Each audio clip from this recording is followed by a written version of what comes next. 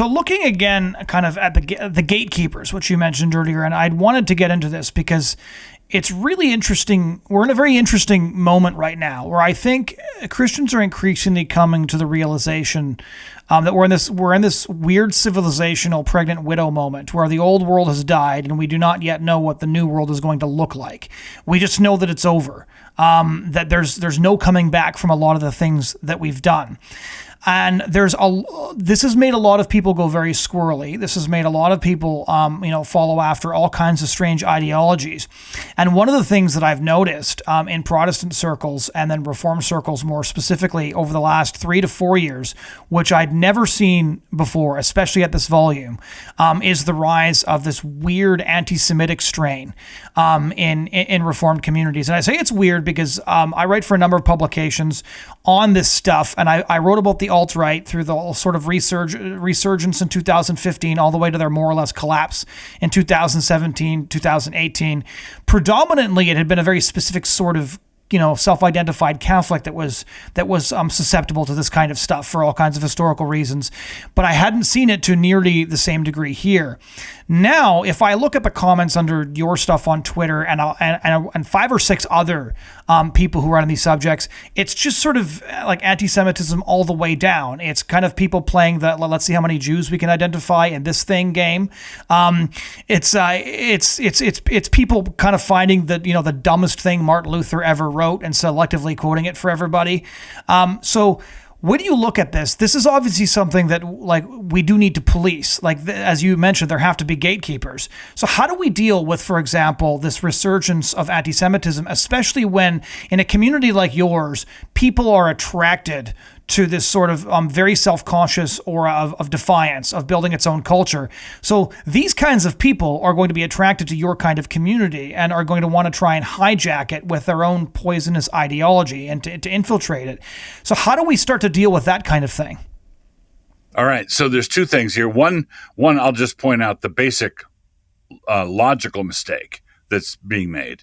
And that is we have cultivated a culture of defiance of secularism. We don't want to do it that way. We don't want to play by your rules. And people are attracted to that.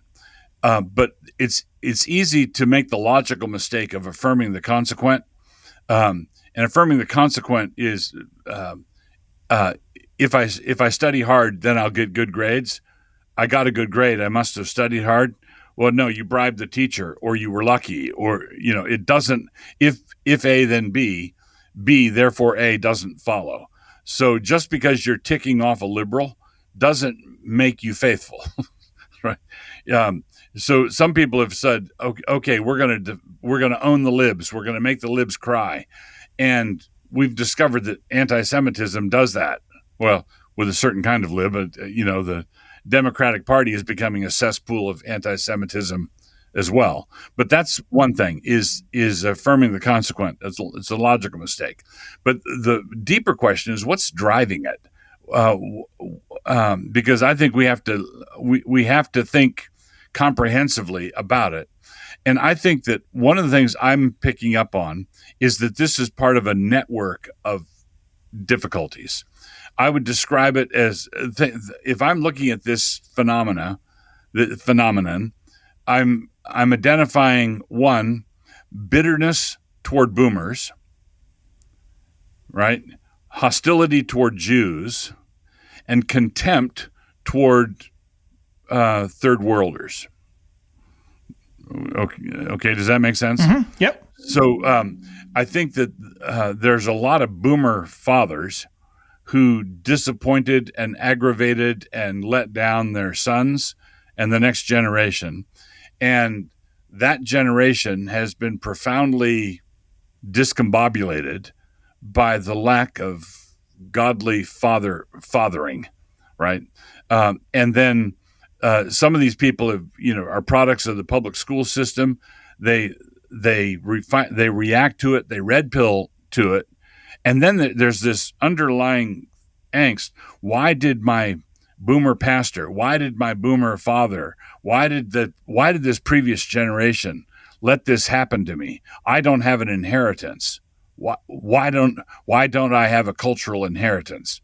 Now, as a basic question, that's a very good question. Mm-hmm. But bitterness blinds you to the answer. So what happens is, I think the root of this is, quite frankly, I think the root of this is fatherlessness or father hunger, and that bitterness has driven people to look for a scapegoat. And historically speaking, the Jews are always available for that, right? And part of the reason for the scapegoating vulnerability is, as I've argued in my book, American Milk and Honey, the Jews are a high-performing people. They have dads that expect certain things of them. They have. This is what you're going to be: a doctor, a lawyer, or a banker, son. And there's a cultural lineage and heritage, and of course, being a high-performance people, when it goes dark, when it goes bad, it goes bad in a spectacular way. And you've got a high percentage of Jews who are Bolsheviks also, making a mess, right? So a person who has not received that kind of inheritance from his people, from his father and grandfather, it's easy to scapegoat the Jews over that. And then it's also easy to look around, because nobody wants to feel like an inferior schlub. It's easy to look around and find someone,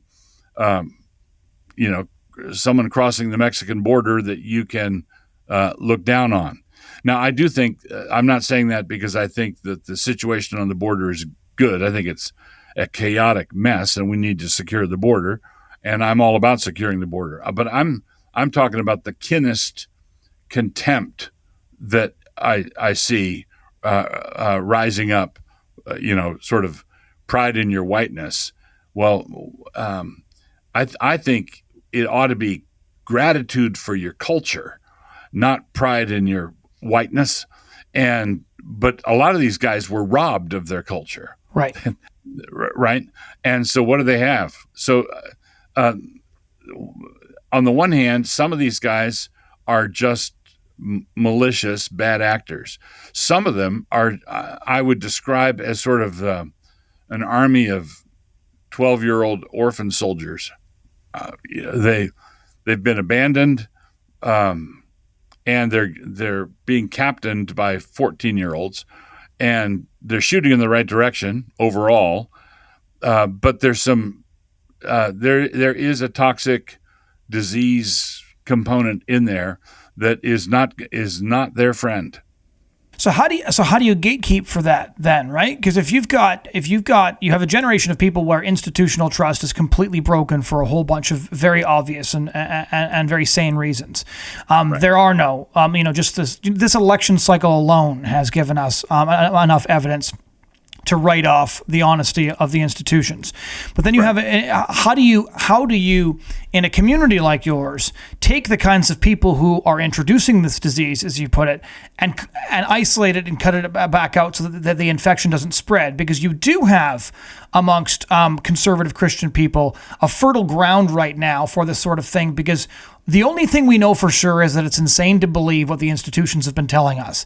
And you can very quickly take that way too far, right? Yep. Smashing things that deserve to be smashed can turn into iconoclasm so quickly you don't even notice over the sound of all the smashing. And you can head too far in that direction. And so when you've got communities that are fertile ground to be said, like when somebody says, hey, they've been lying to you this whole time, the institutions, we're like, for sure. And then it's like, okay, and it was these people doing it, or all of these ideas. And I've seen these conversations unfold online. I've watched people fall down, the rabbit hole.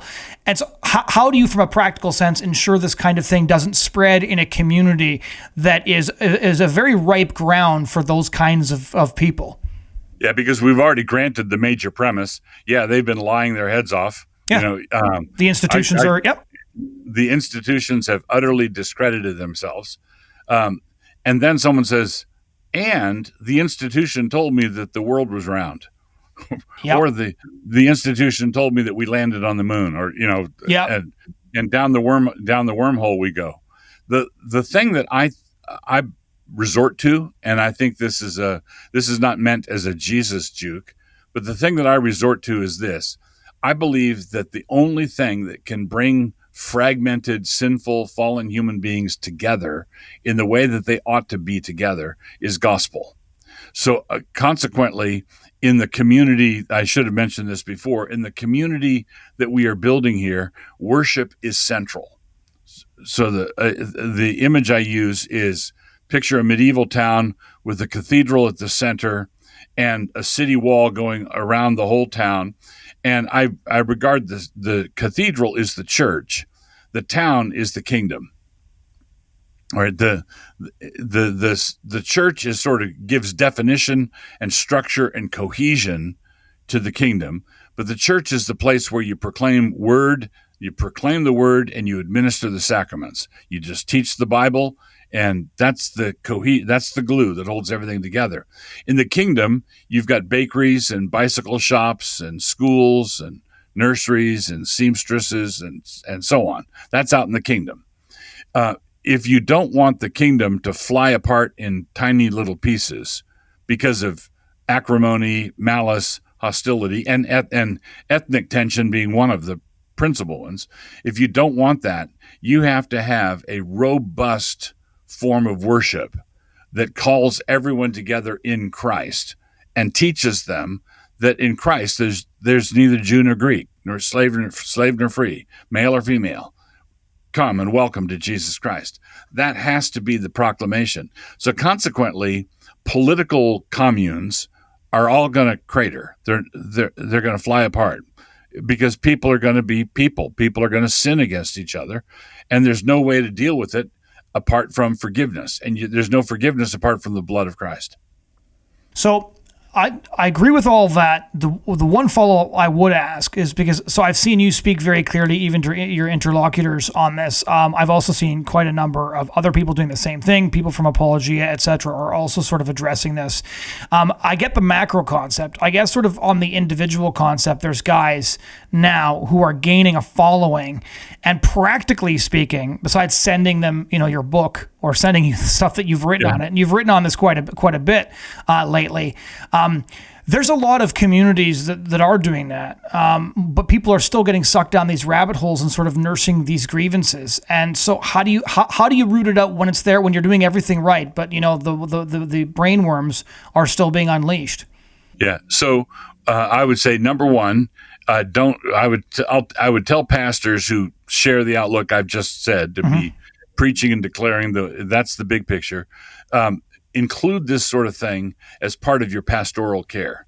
In other words, when someone in your community starts popping off on Instagram about the Jews or that sort of thing, an elder or pastor needs to have a talk with them.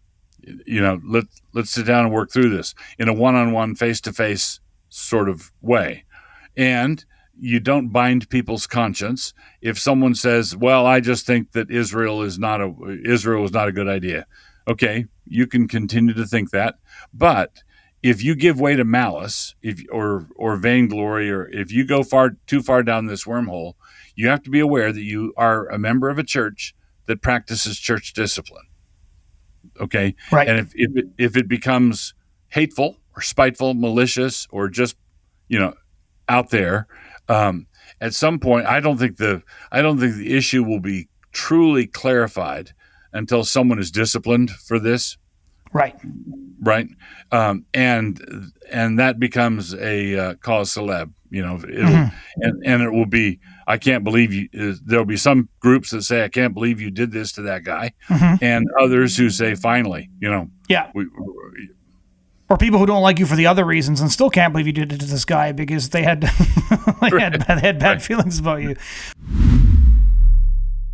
Thanks, everyone, for watching that clip. If you'd like to check out our content on other platforms, you can find us on Rumble, Spotify, iTunes, or wherever else you get your content. Be sure to like and subscribe to this channel and spread the clip around if you like the content. Thanks so much.